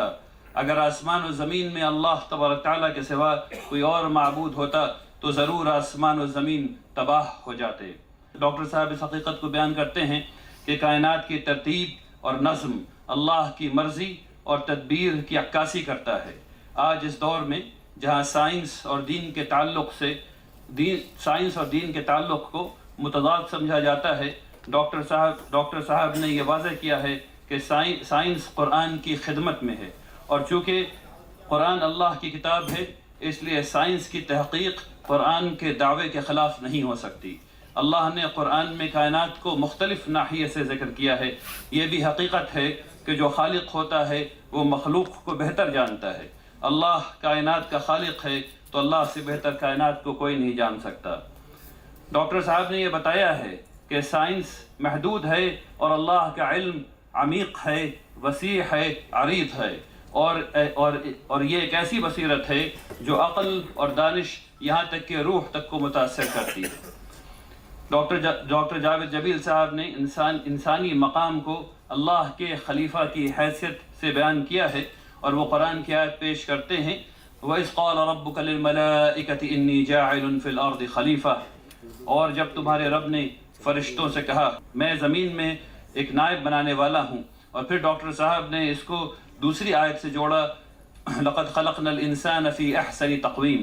बेशक हमने इंसान को बेहतरीन सूरत में पैदा किया। डॉक्टर साहब इस आयत को न सिर्फ जिस्मानी हैसियत से बल्कि रूहानी, अखलाक़ी, अक़ली हैसियत से भी देखते हैं। इनके मुताबिक इंसान को सोचने, देखने, सुनने और हक़ व बातिल में फ़र्क करने की सलाहियत से नवाजा गया है। कुरान मजीद की तालीमात की रोशनी में डॉक्टर जावेद जबील साहब हमें याद दिलाते हैं, हमारे आमाल, हमारे फ़ैसले, हमारी हरकत, ये सब एक बड़ी ज़िम्मेदारी है। इसके बारे में हमें हिसाब देना होगा। ये एक अमीक नसीहत है कि हमारा हर अमल एक इलाही अमानत है और हमें अपने अमाल को खुदा की रहनुमाई के मुताबिक ढालना है। डॉक्टर जावेद जबील साहब इस्लामी क़ानून के इस मुतवाज़िन यानी बैलेंस निज़ाम को नुमाया करते हैं जो हुकूक़, फ़राइज़ और ममानियात पर मबनी है। अल्लाह तबारक तआला सूरह नहल में फरमाता है, इन्नल्लाह यअमुरु बिल अद्ल वल इहसान व इताइ ज़िल क़ुरबा व यन्हा अनिल फ़हशाइ वल मुनकर वल बग़ी यइज़ुकुम लअल्लकुम तज़क्करून, बेशक अल्लाह ताला अदल और एहसान का हुक्म देता है और क़राबतदारों को देने का और बेहयाई और बुरे कामों और सरकशी से मना करता है। वो तुम्हें नसीहत करता है कि तुम याद रखो। डॉक्टर साहब ने यह वाज़ह किया कि तवाज़ुन समाजी, अखलाक़ी इस्तेहकाम का ज़ामिन है। मिसाल के तौर पर कुरान में शराब और जुए की ममानियत के बारे में इरशाद होता है, यसअलूनका अनिल ख़म्रि वल मैसिर क़ुल फ़ीहिमा इस्मुन कबीर व मनाफ़िउ लिन्नास व इस्मुहा अकबरु मिन नफ़इहिमा, यानी वो आपसे शराब और जुए के मुतालिक पूछते हैं, कह दीजिए इन दोनों में बड़ा गुनाह है और लोगों के लिए फ़ायदे भी हैं, मगर उनका गुनाह उनके फ़ायदे से ज़्यादा है। डॉक्टर साहब इस निज़ाम को जदीद दुनिया के इन मसाइल के हल के तौर पर पेश करते हैं जहाँ इनफरादियत पसंदी ने मनफी आज़ादियों को फ़रोग़ दिया है। कुरानी निज़ाम हमें सिखाता है कि असल इंसाफ उस वक्त होता है जब हुकूक़, फ़राइज़, ममानियात को बाहमी तौर पर समझा और इख्तियार किया जाए। अल्लाह तबारक तआला फरमाते हैं, इन्नल्लाह यअमुरुकुम अन तुअद्दुल अमानात इला अहलिहा وَإِذْ حَكَمْتُمْ بَيْنَ النَّاسِ أَن تَحْكُمُوا بِالْعَدْلِ إِنَّ اللَّهَ نِعِمَّا يَعِظُكُمْ بِهِ إِنَّ اللَّهَ كَانَ سَمِيعًا بَصِيرًا. بے شک اللہ تمہیں حکم دیتا ہے کہ امانتیں جن کی ہیں انہیں سپرد کرو، اور یہ کہ جب تم لوگوں میں فیصلہ کرو تو انصاف کے ساتھ فیصلہ کرو. بے شک اللہ تمہیں کیا ہی خوب نصیحت فرماتا ہے، بے شک اللہ سنتا اور دیکھتا ہے. ڈاکٹر صاحب نے اللہ کی آیات اور تخلیقات میں غور کرنے اور پھر اس سے ایمان کو مستحکم کرنے اور اللہ کی قدرت کو سمجھنے کے لیے سائنس کو بہترین معاون دکھایا ہے. انہوں نے سورۃ الاعراف کی آیت پیش کی، اولم ينظروا في ملکوت السماوات والارض وما خلق اللہ من شیء، یعنی انہوں نے آسمانوں اور زمینوں کی سلطنت میں جو کچھ اللہ نے پیدا کیا ہے غور نہیں کیا. اور اس آیت کا حوالہ دیتے ہوئے فرماتے ہیں سائنس کو اللہ کی تخلیق کو سمجھنے کا استعمال کرنا چاہیے. وہ قرآن کی آیت والشمس تجری لمستقر لها یعنی سورج اپنے مقررہ راستے پر چل رہا ہے کا ذکر کرتے ہیں اور سیاروں کی حرکات اور استقامت کو اس کے ساتھ جوڑتے ہیں. ڈاکٹر صاحب اس بات پر زور دیتے ہیں کہ سائنس اللہ کی تخلیق کی زبان ہے اور اس کا مطالعہ کرنا دراصل خالق کی حکمت کو جاننے کا ایک ذریعہ ہے. ڈاکٹر صاحب قرآن کی تعلیمات میں موجودہ اخلاقی پہلوؤں، سماجی فلاحی اور معاشی پہلوؤں کو انصاف کے تناظر میں بیان کرتے ہیں. وہ سورۃ المعارج کے ایک حصے کو پیش کرتے ہیں، وَالَّذِينَ فِي أَمْوَالِهِمْ حَقٌّ مَعْلُومٌ لِلسَّائِلِ وَالْمَحْرُومِ، اور ان کے مال میں ایک مقررہ حصہ ہے مانگنے والے اور محروم کے لیے. انہوں نے اس آیت کو اس طور پر پیش کیا ہے کہ معاشرتی انصاف کا ایک ماڈل ہے جو کہ بے انصافی کو کم کر کے ایک منصفانہ معاشرے کو قائم کرتا ہے، اور یہ ایک دوسرے کی مشکل میں کام آنے کی تلقین کرتا ہے. ڈاکٹر جاوید جمیل صاحب نے ربا یعنی سود کی ممانعت کو معاشرتی اصلاح کے طور پر بیان کیا، جس سے غریبی اور امیری کے فرق کو کم کیا جا سکتا ہے. ڈاکٹر قرآن مجید میں ارشاد ہوتا ہے وَأَحَلَّ اللَّهُ الْبَيْعَ وَحَرَّمَ الرِّبَا، یعنی اللہ نے تجارت کو حلال کیا اور سود کو حرام کیا. یہ تعلیمات ہمیں سکھاتی ہیں کہ مال و دولت اللہ کی امانت ہیں اور انہیں انسانیت کی بھلائی کے لیے استعمال کیا جانا چاہیے. ڈاکٹر جمیل صاحب نے انسانی علم کی محدودیت اور اللہ کے علم کی عمق اور وسعت کا خوبصورت انداز میں تجزیہ پیش کیا ہے، اور انہوں نے سورہ بقرہ کی آیت کوٹ کی ہے اور فرمایا ہے وَلَا يُحِيطُونَ بِشَيْءٍ مِّنْ عِلْمِهِ إِلَّا بِمَا شَاءَ، یعنی اور وہ اس کے علم میں سے کسی چیز کا احاطہ نہیں کر سکتے سوائے جو وہ یعنی اللہ چاہے. کا حوالہ دیتے ہوئے وہ کہتے ہیں یہ ہمیں یاد دلاتا ہے کہ علم کی تلاش ضروری ہے، اور یہ کہ ہمیں عاجزی اور انکساری کے ساتھ اس بات کو سمجھنا چاہیے کہ اصل میں تو تمام علم صرف اللہ کے ہی پاس ہے اور ہمارے پاس جو ہے اس کی عطا ہے. ڈاکٹر جمیل صاحب ہمیں یہ پیغام دیتے ہیں کہ ہمیں علم کا احترام کرتے ہوئے اس کا استعمال اللہ کی مرضی کے مطابق کرنا چاہیے. ڈاکٹر جمیل صاحب نے قرآن میں موجودہ تعلقات کے فلسفے کو فلسفہ تعلقات کا نام دیا ہے، جس میں انسان اور اللہ، انسان اور معاشرہ اور انسان اور ماحول کے تعلقات شامل ہیں. وہ ایک آیت کوٹ کرتے ہیں وَأَحْسِنُوا إِنَّ اللَّهَ يُحِبُّ الْمُحْسِنِينَ، بھلائی کرو بے شک اللہ بھلائی کرنے والوں سے محبت کرتا ہے. اللہ تعالیٰ ہمیں مثبت تعلقات قائم کرنے کا درس دیتا ہے. یہ فلسفہ ہمیں معاشرتی ہم آہنگی اور قدرتی ماحول کے تحفظ کے لیے ایک جامع رہنمائی فراہم کرتا ہے جو آج کے دور کے چیلنجز کو براہ راست جواب دیتا ہے.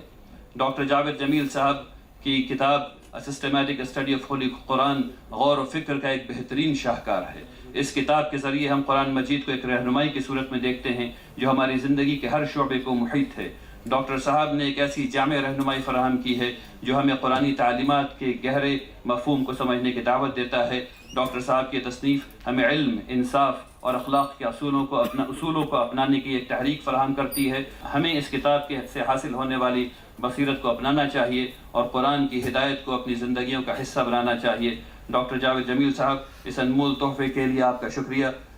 شکریہ کہ آپ نے ہمیں اس بابرکت تقریب میں شمولیت کا شرف بخشا. اللہ ہمیں اس علم سے فیضیاب کرے اور ہمیں قرآن مجید کی تعلیمات کی پیروی کرنے کی توفیق عطا فرمائے. آمین. بارک اللہ فیکم جمیعا. السلام علیکم ورحمۃ اللہ وبرکاتہ.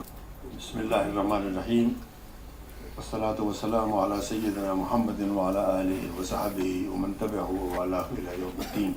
محترم صدر جلسہ، معزز شخصیات اور تمام حاضرین، میں دیکھ رہا ہوں کہ دلی بلکہ ملک کی کریم یہاں اس وقت موجود ہے، جو بہت ہی خوشی کی بات ہے کہ آپ قرآن پاک کے پیغام کو سمجھنے کے لیے، قرآن پاک کے ذکر کو سننے کے لیے یہاں پر تشریف لائے۔ آج جس اہم کام کے بارے میں ہم بات کر رہے ہیں وہ ڈاکٹر جاوید جمیل صاحب کی ایک بہت ہی بنیادی کتاب ہے، جو کہ قرآن پاک کو سسٹمیٹک طریقے سے اسٹڈی کے بارے میں ہے۔ یہ کتاب پہلے 2021 میں چھپی تھی اور اب اس کا ایک ایڈوانسڈ ایڈیشن ابھی چند دن پہلے آیا ہے۔ ڈاکٹر جاوید جمیل صاحب پیشے سے تو ڈاکٹر ہیں، یعنی طبیب ہیں، MBBS ہیں، اور بہت عرصے تک اس پیشے سے جڑے رہے، بلکہ سہارنپور میں ایک اسپتال کے وہ ڈائریکٹر بھی تھے بہت زمانے تک۔ پھر انہوں نے کافی عرصے پہلے اپنے لیے ایک اور میدان چن لیا، اور وہ ہے کہ اسلام کی جو ابدی کا پیغام ہے، قرآن پاک کا جو ابدی پیغام ہے، اس کو جدید اسلوب میں لوگوں کے سامنے لائیں۔ یہ اس وقت بھی جب سہارنپور میں تھے تو انہوں نے بہت سے مضامین بھی لکھے، بہت سی کتابیں بھی لکھیں، اور میں اس وقت ملی گزٹ نکالتا تھا، یہ اپنے مضامین بھیجتے، تو میں نے بہت سے مضامین اس زمانے میں 15-20 سال پہلے شائع کیے ہیں۔ تو اس وقت سے ہماری ان سے شناسائی ہے، اور جب وہ دلی منتقل ہوئے اور پھر اس کے بعد 2017 سے وہ اس وقت منگلور کی ایک پرائیویٹ یونیورسٹی پویا یونیورسٹی میں اسلامک اسٹڈیز کے چیئرمین ہیں۔ تو یہ ایک بہت ہی خوشکن بات ہے کہ ایک آدمی جو کہ ایک دینی درسگاہ سے فارغ ہو کر نہیں آیا ہے، بلکہ ایک عصری درسگاہ، اور وہ بھی ایک میڈیسن کے راستے سے، وہ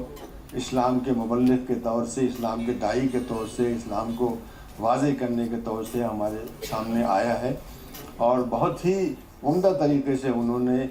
بہت ہی گہرائی سے پڑھا ہے قرآن شریف کو، اور وہ چیزیں جو اس کا جسٹ ہے وہ اس کتاب میں جمع کیا ہے۔ اس کے بارے میں ابھی بات ہو گئی بہت کافی، انہوں نے بھی بہت بات کی، سے میں اس کی طرف نہیں جاؤں گا۔ مجھے جو اس میں بہت ہی خاص بات لگتی ہے وہ یہ ہے کہ ہمارے یہاں خود ہندوستان میں شاید کم سے کم 15-20 ڈپارٹمنٹس ہوں گے یونیورسٹیز میں جو کہ اسلامک اسٹڈیز کے ہیں، لیکن میں بہت ادب کے ساتھ کہوں گا کہ سوائے روایتی تعلیم کے، روایتی قسم کے مضامین لکھنے کے یا روایتی قسم کی کتابیں لکھنے کے، جدید دماغ کو متاثر کرنے والی چیزیں وہاں سے نہیں آ رہی ہیں۔ اور شاید یہی چیز مشرق وسطیٰ میں سینکڑوں یونیورسٹیاں ہیں، ہر یونیورسٹی میں اسلامک اسٹڈیز کا ڈپارٹمنٹ ہے، لیکن وہاں سے بھی مجھے لگتا ہے کہ ایسی کوئی نئی چیزیں نہیں آ رہی ہیں، بلکہ روایتی اور گھسی پیٹھی اور وہی پرانی چیزیں نئے طریقے سے پیش کرنے کی ہے۔ لیکن آج کے زمانے کے لحاظ سے، آج کے چیلنجز کے لحاظ سے، آج جو کم سے کم 150-200 سال کے اندر جو ایک انقلاب سائنس کے نام سے آ گیا ہے، اس کو متاثر کرنے کے لیے، اس کی روشنی میں اسلام کو پیش کرنے کی کوشش نہیں ہو رہی ہے۔ دیکھیے، قانون اللہ پاک نے 2 بنائے ہوئے ہیں۔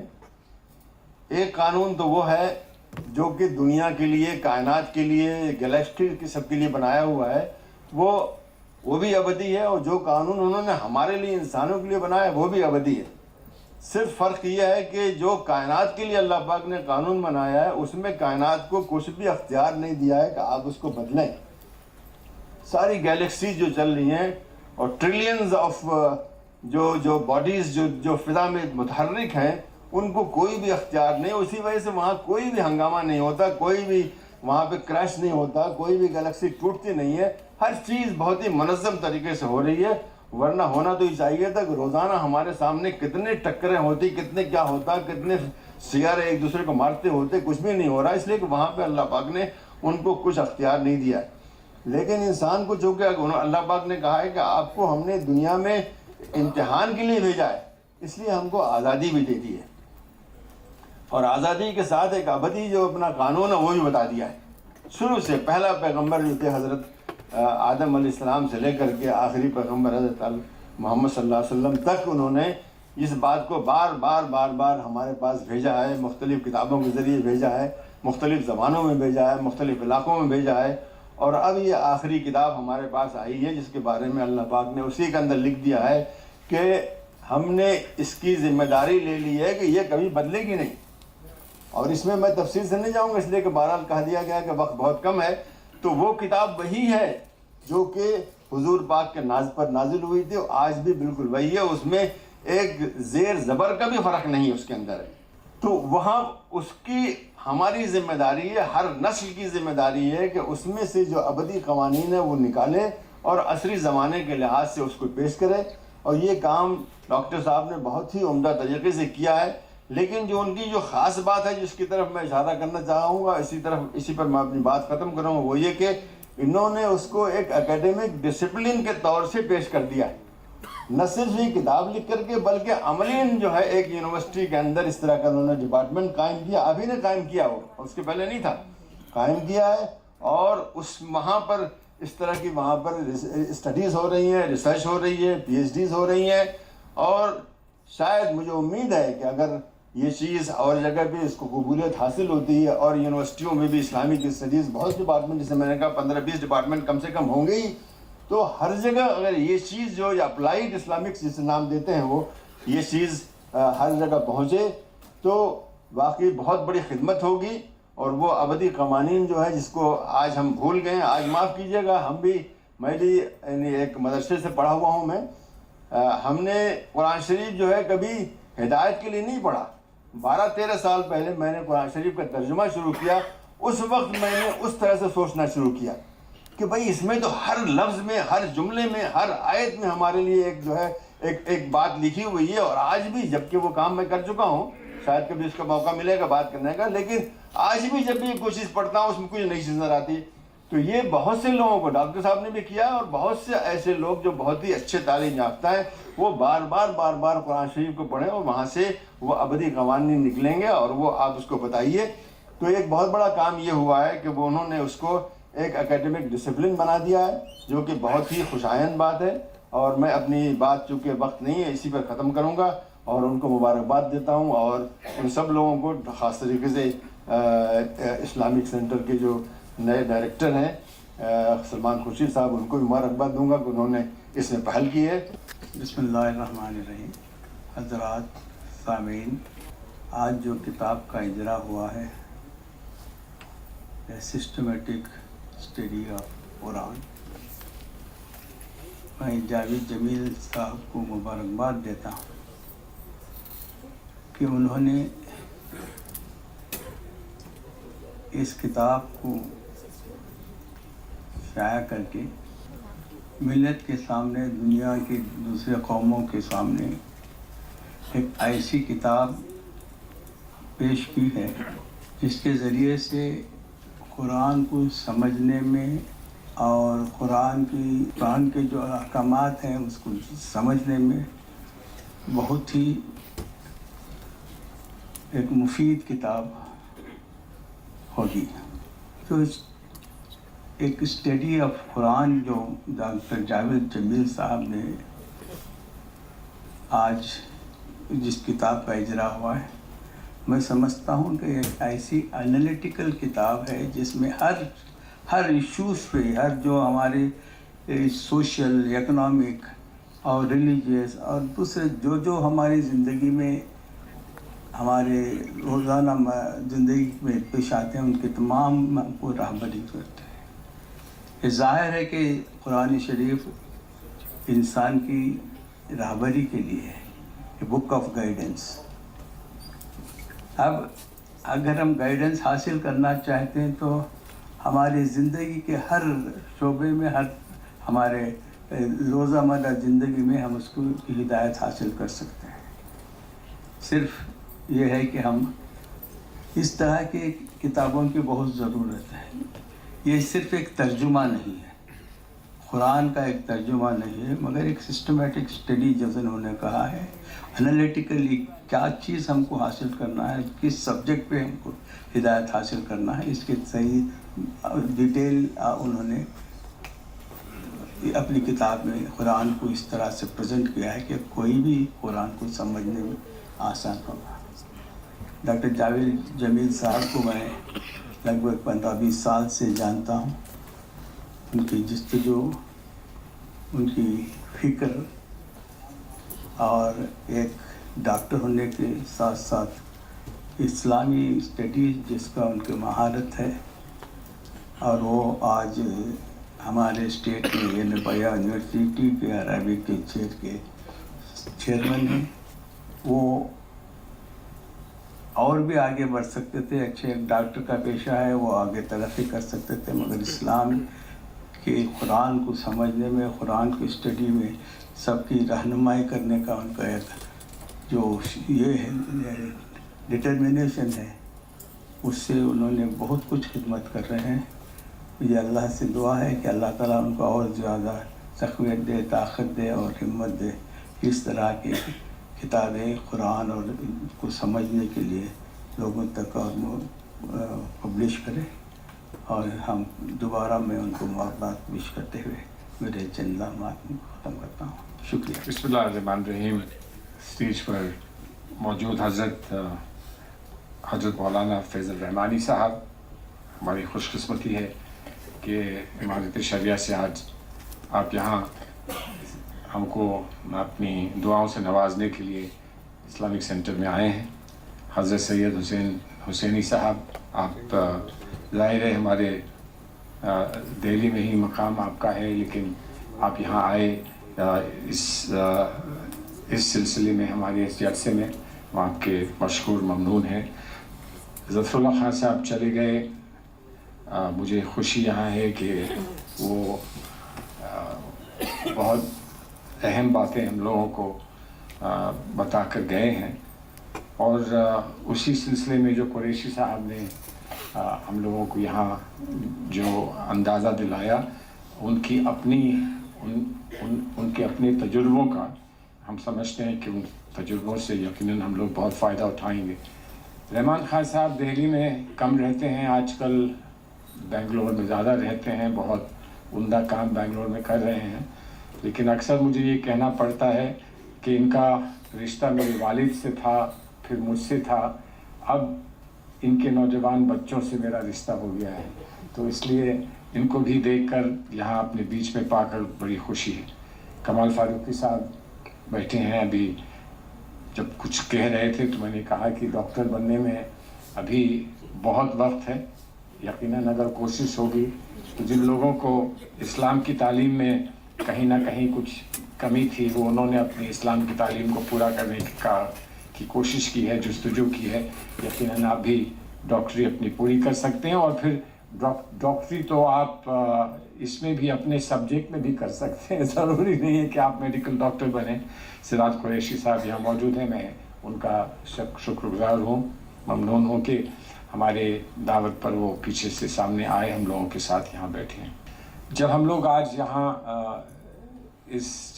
جلسے کے تعلق سے کچھ بات کر رہے تھے تو قریشی صاحب نے ایک دلچسپ بات کہی، اور یہ کہا کہ ہندوستان میں جو بھی ہم لوگوں کا نظام ہے ان جلسوں کا، تو اس میں ہم لوگ بہت کوشش سے کسی شخص کو کہیں دور سے بلواتے ہیں اور امید کرتے ہیں کہ وہ نوازیں گے، اپنے تاثرات سے، اپنی بات سے، اپنی اسکالرشپ سے ہم کو نوازیں گے، اور جب وہ آتے ہیں تو اس کے بعد پھر صدارتی جو بھی ہوتا ہے، خطبہ ہوتا ہے، وہ اتنا لمبا ہو جاتا ہے کہ جو مین گیسٹ آئے ہوتے ہیں ان کی بات لوگ بھول جاتے ہیں، اور وہ صدارتی جلسہ کا جو ہے وہی بات رہ جاتی ہے۔ تو اس لیے میں نے ان سے کہا کہ ہم لوگ سب بہت مختصر بولیں گے، اور جو جاوید جمیل صاحب نے آج ہم لوگوں کے سامنے پیش کیا ہے اس کتاب کی شکل میں، اس کے بعد پھر بہت کچھ رہتا نہیں، اسی کی تعریف کی جا سکتی ہے، لیکن بہت کچھ رہتا نہیں کہ اس میں اور بڑا انالیسس کیا جائے، اور اس میں اور کچھ بہت ترمیم کی جائے۔ لیکن یقیناً ایک بات جو ان کی جستجو اور کوشش ہے، اور جو انہوں نے ان کی پیشکش ہے، اس سے ایک بات ذہن میں یقیناً آتی ہے، اور وہ بات یہ ہے کہ جو ہم لوگوں نے ذکر کیا یہاں اینالیٹیکل اپروچ کا، اور جو ان کا اپنا مقصد تھا کہ ہم ایک سسٹمیٹک جو انالیسس کریں قرآن پاک کا اور اس کو ہم پیش کریں، تو وہ ہمارے معاشرے میں اتنا کم کیوں ہے؟ یونیورسٹیز کا ذکر ہوا، کتنے بڑے سینٹرز ہیں، کتنی بڑی اسلامک فیکلٹیز ہیں، تو اس میں اس قسم کی بات کم کیوں ہے؟ اور اسی میں ایک بات میں جوڑتا ہوں کہ یقیناً یہاں اکثریت اس وقت ان لوگوں کو ہوگی جن کی تربیت سے اور جن کی پیدائش سے اور جن کی اپنے تجربوں سے جو ایمان رکھتے ہیں اور جن کا تعلق اسلام سے اور اسلام سے، قرآن پاک سے بہت قریب کا تعلق ہے. لیکن بہت سارے ہمارے بیچ میں وہ لوگ بھی ہیں، اور آج کے معاشرے میں، آج کے زمانے میں یہ سوال بار بار سامنے آتا ہے کہ جب بہت میں لفظ کیا استعمال کروں، بیہودہ باتیں کہی جاتی ہیں، تکلیف دہ باتیں کی جاتی ہیں اسلام کے تعلق سے، تو ہم جو لفظ ابھی استعمال ہوا تھا اپولوجیٹک ہو جائیں، یقیناً یہ بہت شکایت کی بات ہوگی کہ اپولوجیٹک ہو جائیں تو اس لیے ہو جائیں کہ ہمیں خود معلومات کم ہے، ہم کو خود جانکاری کم ہے، ہم کو وہ اتنی گہرائی ہم اپنے مذہب کے بارے میں ہمارے ذہن میں نہیں ہے جس سے ہم جواب فوراً دے سکیں اور مضبوط جواب ہم دے سکیں، اور اس میں ہم کمزور ہو جاتے ہیں. تو اکثر یہ مانا جاتا ہے کہ یہ تو ایک اسٹریٹجی کی بات ہے، ہم چپ ہو جائیں، معاملے کو اور آگے نہ بڑھائیں، ہم اس بات کو اور زیادہ نہ الجھائیں، یہ باتیں بار بار کہی جاتی ہیں. تو ہم لوگ یہاں پر اسلامک سینٹر میں، ہمارے قریشی صاحب بھی بیٹھے ہیں، سراج قریشی صاحب، تو ان کا پرانا تجربہ اسلامک سینٹر کا ہے. ہم لوگوں کا بہت کم تجربہ ہے اسلامک سینٹر کا، لیکن مقصد ہے، اور اس پر ہم لوگ اکثر گفتگو کرتے ہیں کہ مقاصد اسلامک سینٹر کے کیا ہیں. آخر جب اتنے یہاں دانشور ہمارے قوم کے رہنما یہاں موجود ہیں، امارت شریعہ سے آئے لوگ یہاں موجود ہیں، تو یقیناً ہم ان سے بہتر کام نہیں کر سکتے ہیں ان شعبوں میں جس میں وہ مبتلا رہتے ہیں اور جس میں ان کا بہت تجربہ ہے. لیکن ہم ایک کمیونیکیشن لنک بن سکتے ہیں ان لوگوں کے ساتھ جو ہمارے بارے میں، اسلام کے بارے میں اور مسلمانوں کے بارے میں کم جانتے ہیں، ان تک پیغام پہنچائیں. تو ہم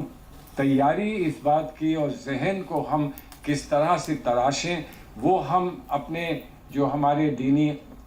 ادارے ہیں ان میں کریں، لیکن اس کو کمیونیکیٹ کریں اور اس بات کو ہم جو ایک بڑے طور پر ہندوستان بھر میں مختلف لوگوں کے بیچ میں پہنچائیں. اس کے لیے کمیونیکیشن سکلز چاہیے ہوتی ہیں. جو چیز ہم اپنے گھر میں، اپنے آپ میں، اپنے لوگوں کے بیچ میں کہہ سکتے ہیں، اس سے بہتر کوئی بات ہم کو کہنی پڑے گی ان لوگوں کے لیے جن کو کم سمجھ ہے یا کم معلومات ہے یا ان کے کم تجربے ہیں ہمارے ایمان کے بارے میں اور ہمارے اسلام کے بارے میں. تو اس پر بھی کچھ توجہ دیں. اور آپ جاوید صاحب اتنا اچھا کام کر رہے ہیں، اور آپ نے سائنس کی زمین سے اٹھ کر، سائنس کی زمین سے لوگوں کو اسلام کی تربیت دینے کی کوشش کی ہے اور اسلام کو سمجھانے کی کوشش کی ہے. تو وہیں سے آپ اگر یہ کوشش کریں کہ اس کا کمیونیکیشن بہتر اور کیسے ہو سکتا ہے. آپ نے انگریزی میں یہ کتاب لکھی ہے، بہت لوگ محروم رہ جاتے ہیں جب کتاب اردو میں ہوتی ہے تو اردو نہیں جانتے ہیں، اس لیے محروم رہ جاتے ہیں. کچھ لوگوں نے اب ہندی لپی میں اردو سمجھنے کی کوشش کری ہے، لیکن وہ صرف وہاں تک ہے جہاں تک شعر و شاعری کا سوال ہوتا ہے، لیکن اس سے آگے بڑھ کر اور سمجھنے کی کوشش نہیں ہوتی. اور لینگویج میں زبان لٹریچر کی الگ استعمال ہوتی ہے اور انالیٹیکل سائنٹیفک زبان الگ استعمال ہوتی ہے. سیاسی زبان اور بھی الگ استعمال ہوتی ہے. سیاسی زبان بہت لوگ سیکھ لیتے ہیں، ان کو کبھی آپ بٹھا کر ان سے انالیٹیکل بات پوچھیے تو وہ پھر لبھیڑے کھانے لگتے ہیں کہ ہم اس میں کیا کہیں گے، کیسے کہیں گے. بہرحال آپ نے اتنا اچھا کام کیا ہے، یقیناً کمیونیکیشن سکلز کو بھی اس میں کسی طرح سے آپ لا سکیں تو میں سمجھتا ہوں کہ عوام کا اور جو اسلام سمجھنا چاہتے ہیں ان لوگوں کا بہت فائدہ ہوگا، اور یقیناً قوم کے لیے اور قوم ملت کے لیے بڑی مفید بات رہے گی. मैं नहीं जानता कि अब कोई शुक्रिया अदा करने के लिए भी आएगा। बहरहाल मैं आप सभी हजरात का शुक्रिया अदा करता हूँ, और इस आखिरी बात के साथ कि हमारा मकसद और हमारी कोशिश ये है कि इस्लाम को ज़्यादा से ज़्यादा गैर इस्लामी लोग समझ सकें और इस्लाम का फ़ायदा उठा सकें और इस्लाम के साथ जुड़ सकें। इसलिए नहीं कि हम उनको उनके मज़हब से अलग करना चाहते हैं, बल्कि इसलिए कि वो ये समझें कि इस्लाम भी कुछ उनको दे सकता है। वो अपने मज़हब पे पाबंद रहें, लेकिन इस्लाम का भी कुछ फ़ायदा उठाएं। जो हमारी सोच है, हमारे तरीक़े हैं, और जिन बातों का आपने बहुत तफसील से ज़िक्र किया अपने प्रेजेंटेशन में, उन सब से कुछ फ़ायदा वो उठा सकें तो यकीनन हमारी ज़िंदगी में एक बहुत बड़ी कामयाबी हमको मिलेगी। बहुत बहुत शुक्रिया। अस्सलाम वालेकुम। बहुत खुशी की बात है, बहुत मुबारक मौका है, और हम अपने आप को फ़ख्र महसूस कर रहे हैं और कि इतनी खूबसूरत किताब अल्लाह ने जिसको पूरी कायनात के लिए, पूरी इंसानियत के लिए गाइड बना के भेजा है, उसी की एक सिस्टमिक स्टडीज़ के सिलसिले में एक किताब का इजरा हुआ। बहुत मुबारक घड़ी है, और हम शुक्रगुजार हैं डॉक्टर जावेद जमील साहब के, मेरे बड़े भाई, कि उन्होंने इसके इजरा के लिए इस्लामिक सेंटर को चुना। ये हमारे लिए फ़ख्र की बात है। और ये किताब वाकई अजीब शाहकार है, और मैं उम्मीद करता हूँ कि जिस तरह यहाँ पर उन्होंने इसका शॉर्ट में इंट्रोडक्शन कराया किताब का, वो किताब ज़िंदगी के हर रास्ते में, हर फील्ड में, हर कदम पे किस तरह पूरी इंसानियत के लिए, ना सिर्फ कौम और मिल्लत के लिए बल्कि पूरी इंसानियत के लिए वो एक रास्ता दिखाएगी, और सबको इस्लाम को सही समझने में और इस दुनिया में अमन व अमान कायम करने में ये किताब एक मील का पत्थर साबित होगी, मुझे यकीन है। और इसके साथ ही मैं आप सब लोगों का शुक्रिया अदा करता हूँ कि आप सब लोग यहाँ पर तशरीफ़ लाए, और ये आप सब लोग मुबारकबाद के काबिल हैं कि इस मुबारक किताब के इजरा के लिए, जो उसका ताल्लुक़ कुरान से है, उसको सुनने के लिए, उसके इजरा में शरीक होने के लिए आपने घर से कदम निकाला, वहीं आपकी कबूलियत हो गई।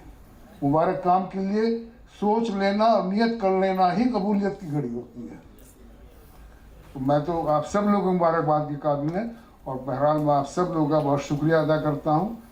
और जमील साहब, मैं आप डॉक्टर साहब, मैं बड़े भाई, आपका फिर बहुत शुक्रिया अदा करता हूँ कि आपने इस्लामिक सेंटर को चुना इसके इजरा के लिए। हमारी खुशकिस्मती है, और बहुत बहुत शुक्रिया। जज़ाकल्लाह खैर।